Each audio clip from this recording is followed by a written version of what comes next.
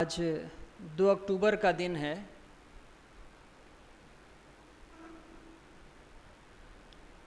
महात्मा गांधी से जुड़ा हुआ दिन और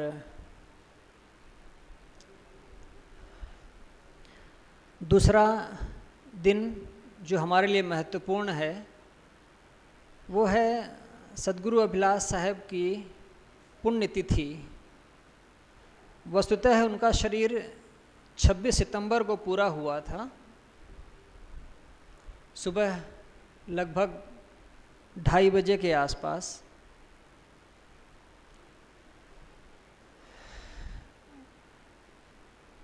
उस दिन की याद में, स्मृति में आज के दिन ये कार्यक्रम रखा गया है।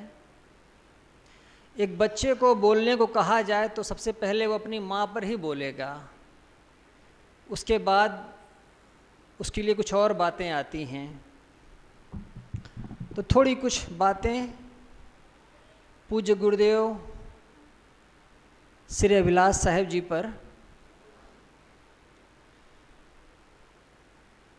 बहुत छोटा था, शायद 6वीं पढ़ता था मैं।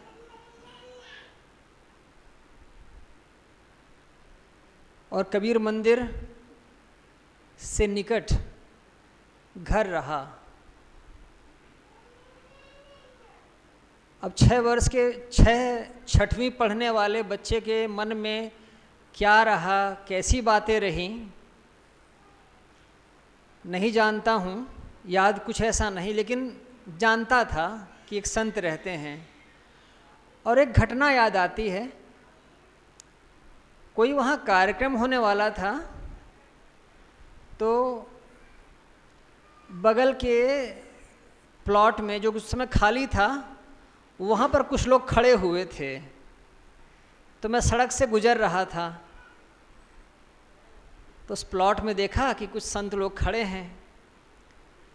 तो उस पार गया और बीच में एक छोटा सा नाला पड़ता है, नाली। तो मुझे याद है कि मैं कूद करके उसको पार किया। माने मैं उछल करके नहीं पार कर पाया, कूद करके पार किया।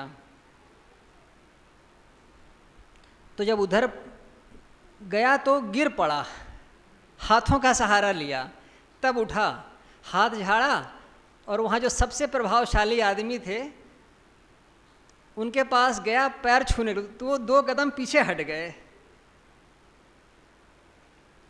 पैर नहीं छुआए। तो जब मैं वापस घर आया तो मैंने अपनी माँ से कहा कि वहाँ कुछ साधु लोग खड़े थे, मैंने कि पैर छूना चाहा तो वो पैर पीछे कर लिए, वो पैर छुआए नहीं। मुझे अच्छा नहीं लगा, सब लोग खड़े थे। मेरी माँ कही तुम्हारे हाथ गंदे रहे होंगे इसलिए। ये बात मुझे पहली बार का स्मरण कराती है। फिर जब दोबारा गया उनके कक्ष में अपने एक मित्र के साथ, तब उन्होंने पहले यही कहा, जाओ पहले हाथ धो कर आओ। गया, हाथ धो कर के आया और फिर ऐसे ही पोंछ लिया। पैंट में फिर ऐसे ऐसे पोंछ लिया। वो कहे जाओ फिर धो कर आओ। मुझे लगा क्या हो गया, एक बार तो धो के आया। अब समझ में आता है कि वो क्या चाहते थे। तो शुरुआत कुछ ऐसे ढंग से हुई थी। उन्होंने एक पुस्तक दी पढ़ने के लिए। जब मैंने पढ़ा, उसको बीच में उठ के जाने लगा, तो उसको मैंने किनारे से मोड़ दिया, पत्ते को मोड़ दिया। तो उन्होंने देखा, उन्होंने कहा किताब का पन्ना खराब हो जाता है। एक कागज़ दिया अलग से, उन्होंने कहा इसको लगा लो, जहाँ तक पढ़ते हो उसके आगे से फिर शुरू कर देना। अब वो जो उन्होंने संस्कार दिया, हाथ धोने का, किताब के पन्ने न मोड़ने का, वो संस्कार अभी भी बना हुआ है। किसी की किताब में पढ़ता हूँ, उसमें पन्ना मुड़ा हुआ देखता हूँ तो उसको सीधा कर देता हूँ। संसार के महापुरुष वो लिख रहे थे उस समय, शायद 91 की बात होगी। उसमें वो राम के बारे में लिखे, कृष्ण के बारे में लिखे, तो मुझे बहुत पसंद आता। जब स्कूल से घर लौटता तो उनके पास चला जाता, उनकी लिखने वाली कॉपी घर लेकर के चला आता, और दूसरे दिन मैं सुबह स्कूल चला जाता। तब गुरुजी किन्हीं संत को भेजते, उसके यहाँ चले जाओ और वो कॉपी ले आओ, हमको आगे लिखना है। आज ये सब चीज़ें याद करता हूँ तो लगता है कि वो आदमी में कितना बड़प्पन था, और एक छोटे बच्चे से भी निभाना, एक छोटे बच्चे को निभाना बहुत बड़ी बात है। बड़े को तो बड़ा आदमी निभा सकता है, छोटे को कैसे निभाओगे? लेकिन वो छोटे बच्चे को भी निभाते थे, उसको दुलार देना, ध्यान देना, संस्कारित करना। कुछ यही सब कारण रहे कि उनके साथ आने का निर्णय लिया। और मुझे लगता है हम सब जो यहाँ बैठे हुए हैं, उनकी विद्वता और बड़ा नाम वो तो बाद की बात है, लेकिन वो जितना प्यार देते थे, जितना दुलार और स्नेह देते थे, वो हमारे बच्चे वाले मन को खींच लेता था।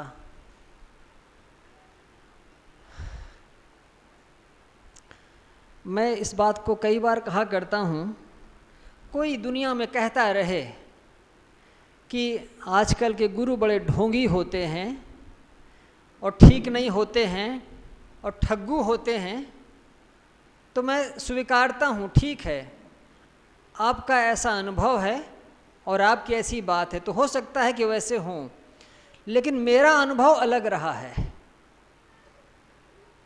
और जब तक जीवन है, मैं इस बात को भीतर से महसूस करता हूँ कि हमने अपने जीवन के कुछ अनमोल क्षण एक सही आदमी के साथ बिताए थे, वो सच्चे थे।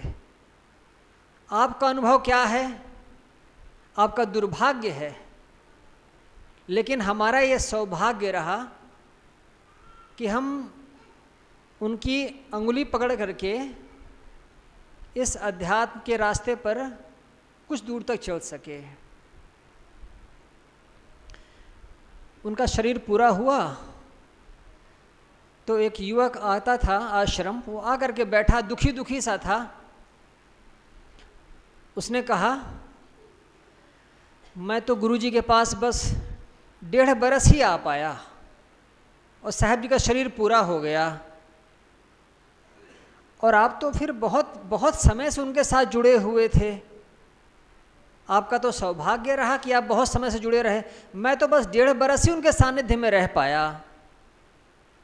मैंने उससे कहा, 1.5 बरस में जो तुम सीखे हो उससे कुछ दिन रह सकते हो? उसने कहा, कुछ दिन क्यों, पूरा जीवन जी सकता हूं उनके बताए अनुसार। तो मैंने कहा, फिर बात पूरी है। उन्होंने जो 1.5 बरस में सिखाया, अगर उससे आप अपना जीवन पूरा जी सकें तो और क्या चाहिए। गांधी जी के बारे में मैंने संस्कार अपने गुरुजी से ही पाए। इस समय जो लहर चल रही है इस देश में, खासकर इस सरकार के द्वारा जो कहा जा रहा है, किताबों में लिखा जा रहा है, वो कुछ इस ढंग से होने लगा है कि गांधी, नेहरू ये सब ठीक ठाक लोग नहीं थे। इन लोगों से जो है हमें नुकसान हुआ है। कांग्रेस ने एक संस्कार दिया था इस देश में कि आदमी चाहे हिंदू हो, चाहे मुसलमान हो, चाहे ईसाई हो, अगर वो आदमी अच्छा है तो आदमी सही है। इससे फर्क नहीं है कि वो मुसलमान है कि हिंदू है। वर्तमान सरकार में ये होने लगा है एक संस्कार कि आप मुसलमान हैं तो इसका मतलब है आप ठीक नहीं होंगे, आप अगर देशभक्त हैं तो इसका मतलब है कि आपको हिंदू होना चाहिए।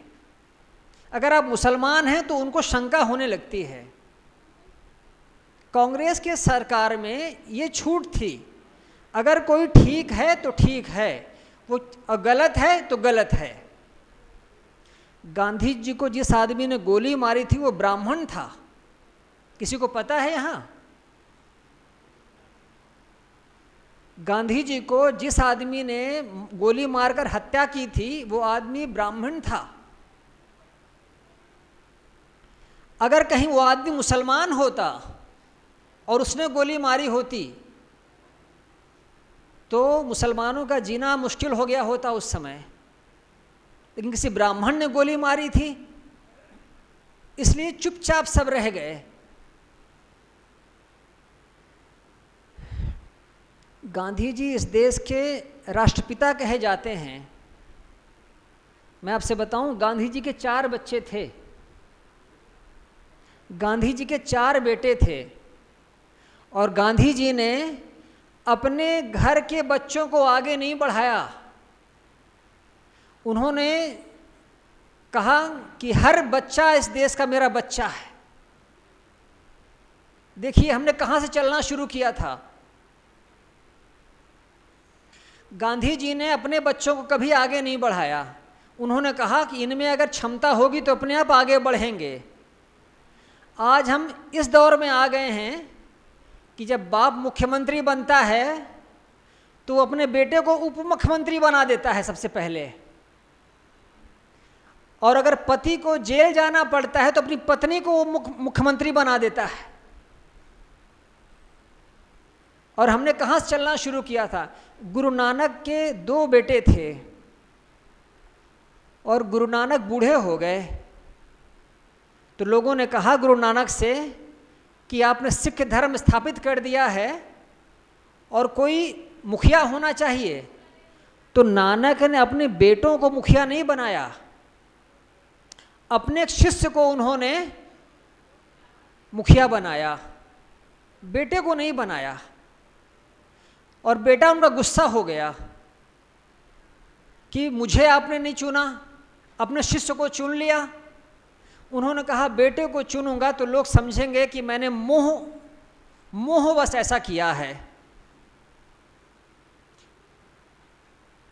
एक ऐसा समय था चाहे राजनेता हों चाहे धर्म नेता हों, वो उसको चुना करते थे जो आदमी सही हो। बस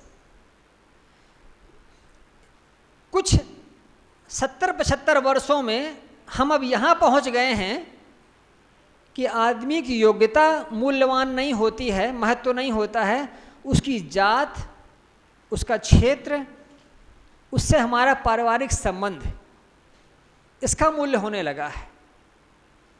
चीज़ें सही हैं या गलत हैं इस पर नहीं कहता हूँ, लेकिन जो समाज में दिखता है वो कह रहा हूँ। और गांधी जी के साथ साथ आज लाल बहादुर शास्त्री की जयंती है। शास्त्री जी जब मरे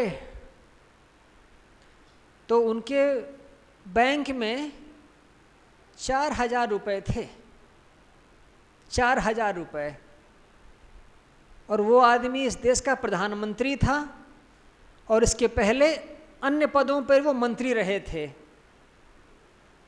और न अपने बेटों को आगे बढ़ाया न किसी को, बस जो काम था वो काम करते रहे ये लोग। ऐसे लोगों के बारे में जब हम बात करते हैं तो लगता है जैसे कोई स्वप्न देख रहे हैं, कोई सपना देख रहे हैं।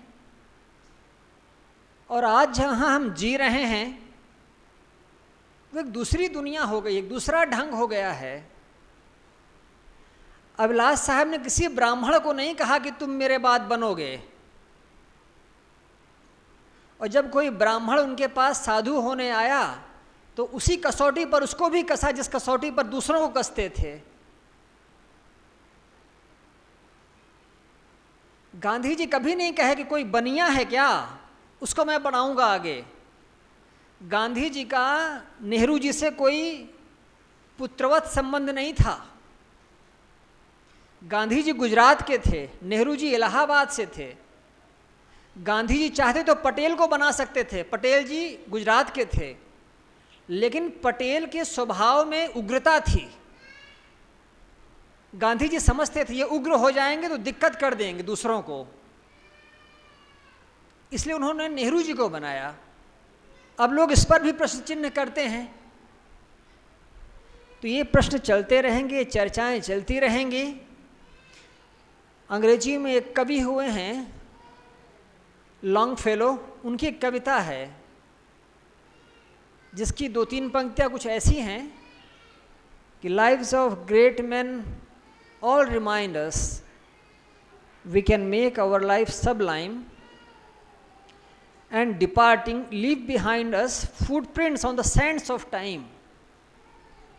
महापुरुषों की जीवनियाँ हमें याद दिलाती हैं कि हम अपने जीवन को महान बना सकते हैं, और जब हम एक दिन छोड़ करके जाते हैं इस दुनिया को, तो दूसरों के लिए हमारा जीवन पदचिन्ह के रूप में काम करता है। इन महापुरुषों पर चर्चा, इन पर चिंतन मनन, ये कहीं हमारी जड़ता को ख़त्म करे और हमें आगे एक सद जीवन जीने की प्रेरणा दे। ऐसी शुभकामनाओं सहित मैं अपनी वाणी को यहीं पर विराम देता हूँ। बोलिए सद्गुरुदेव की जय।